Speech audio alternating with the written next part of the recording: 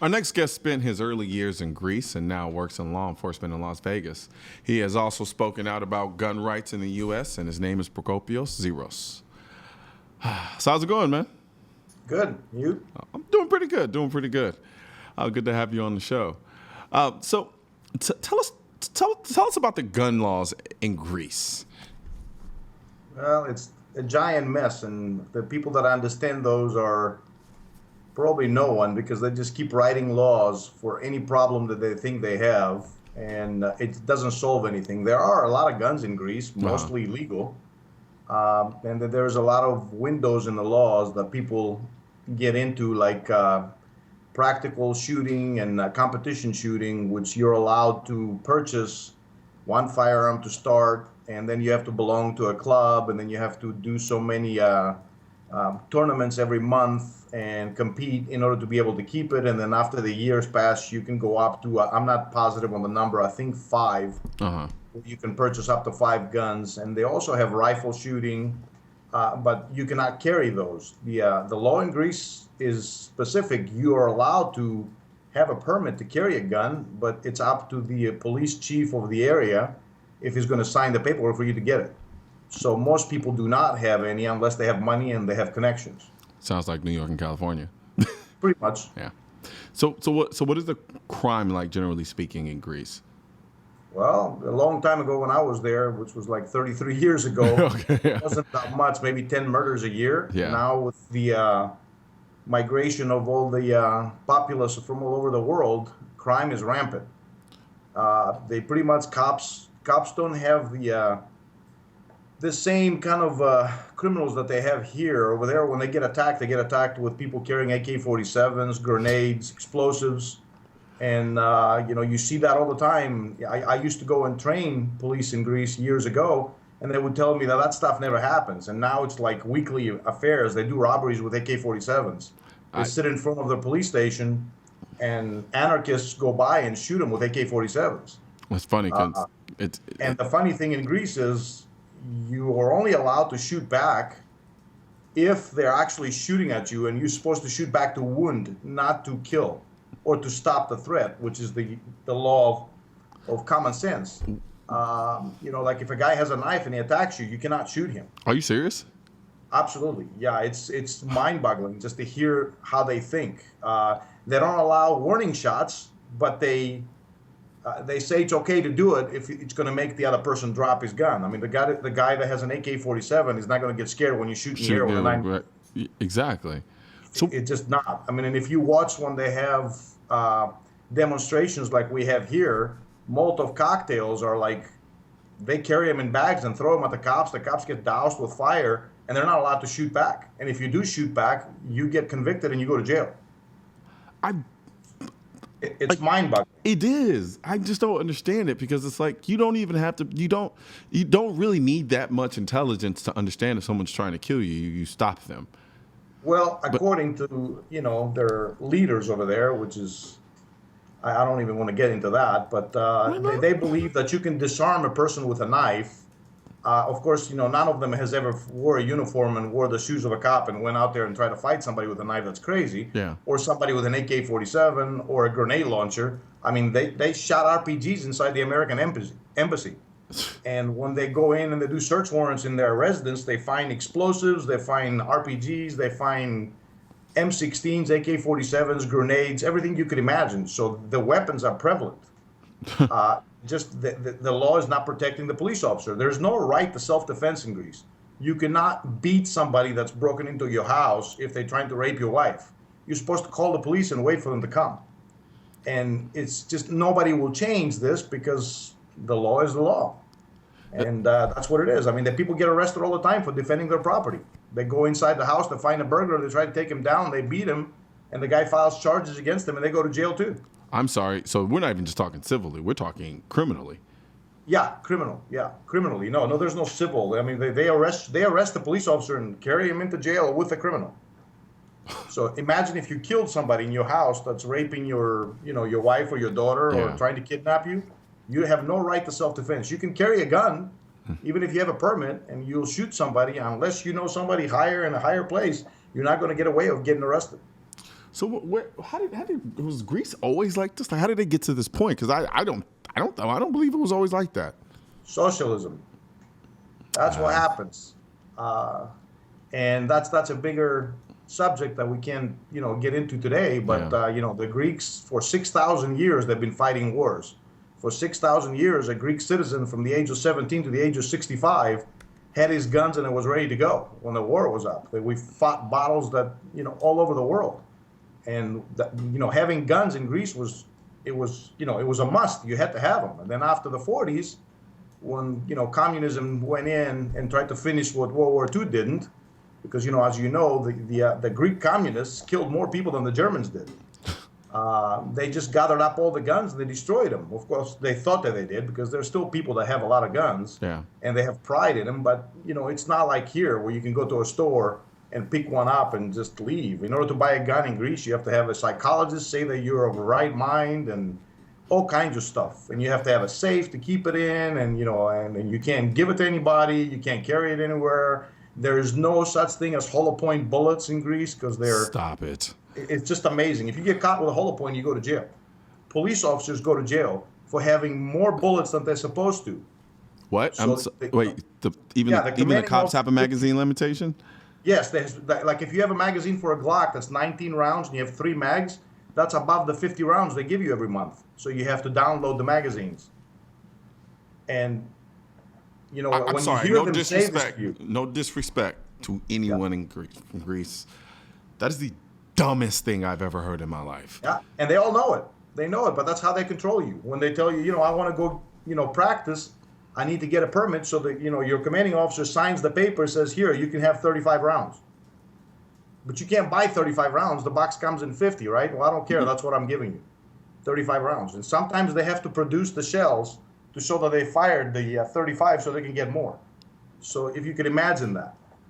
But this is the same country that they were the catalyst to enlightenment to the rest of the world. Like, what happened? Yeah, now it's becoming Antifa.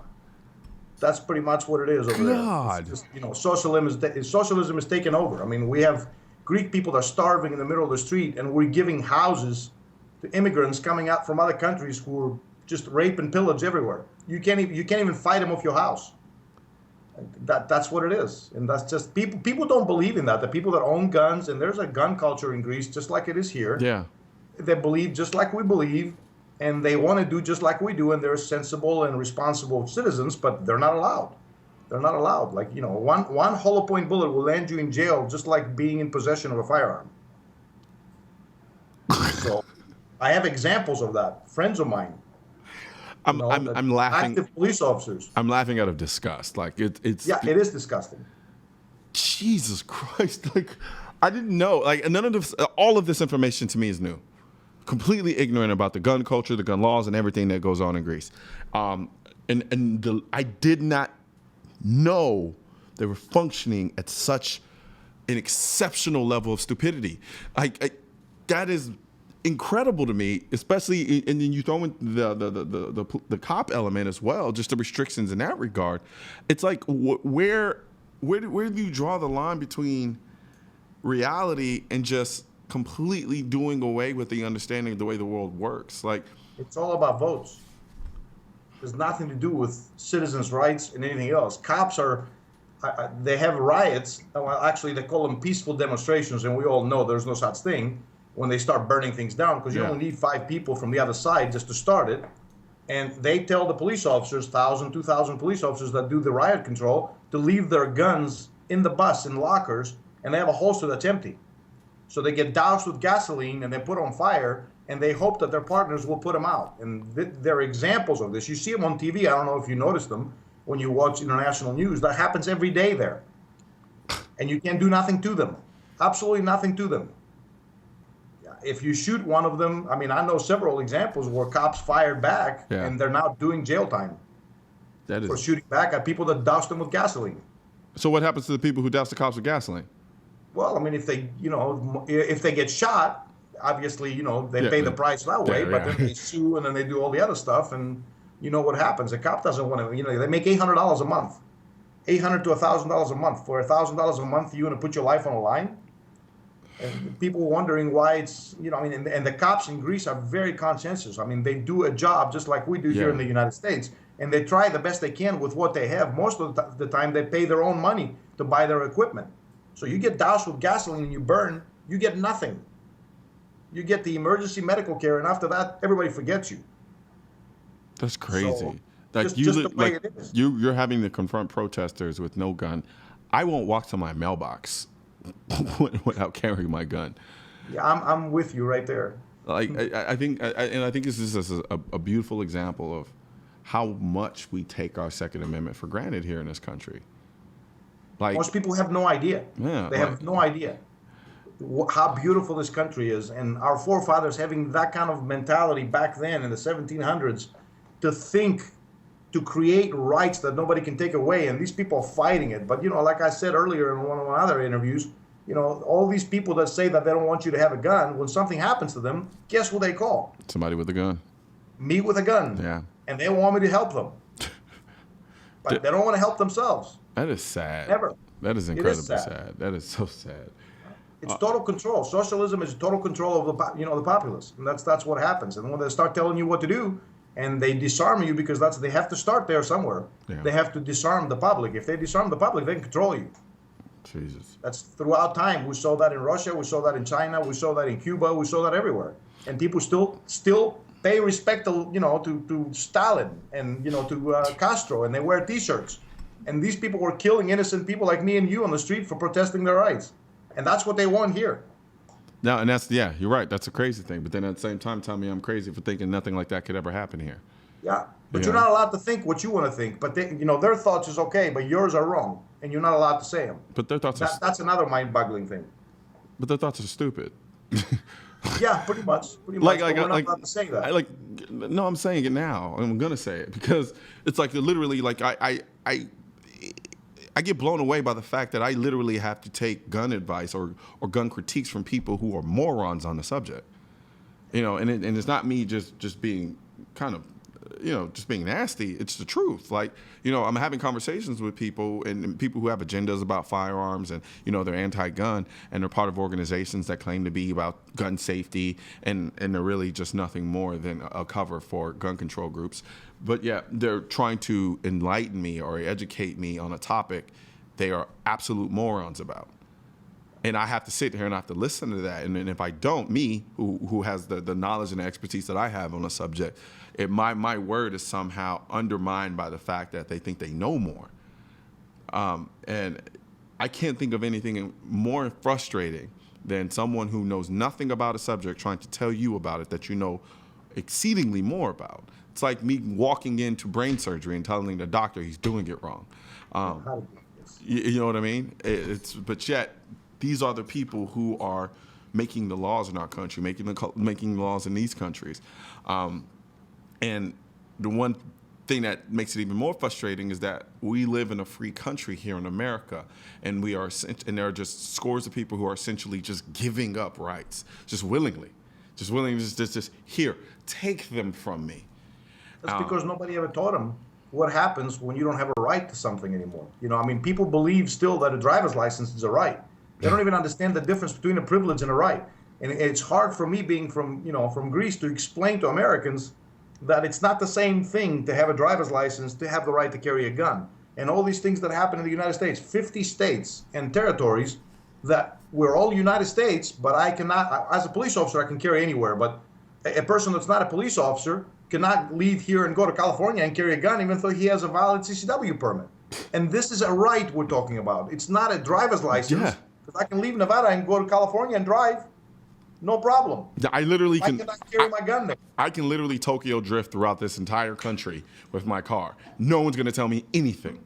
But yet, if I go to, but God forbid, I want to bring my gun to a state that I've never been to before and may find myself in a bad area accidentally and have a gun for protection, all of a sudden it's no, you can't have that. And it's weird to me because people feel like driving and having a driver's license and being able to cross state lines is a right because of how convenient it is.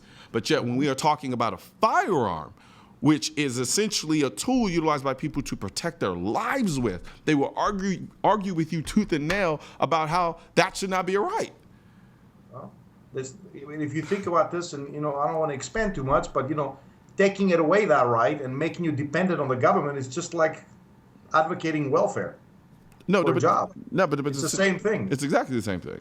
Absolutely. Yeah, people don't understand that. So, you can't have a gun, so you go over there and then you call the police. Guess what happens? All the politicians carry guns. Their bodyguards carry guns in every state. They don't have to get a different permit.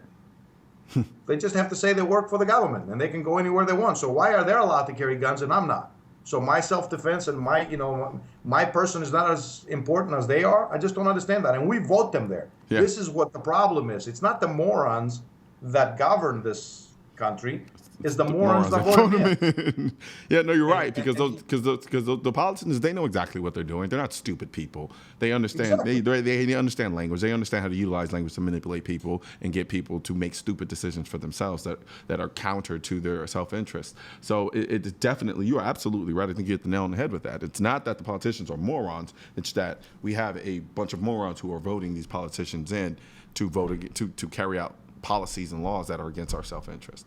We're going to take a quick break really quick, and we'll come back and we'll continue talking. Okay.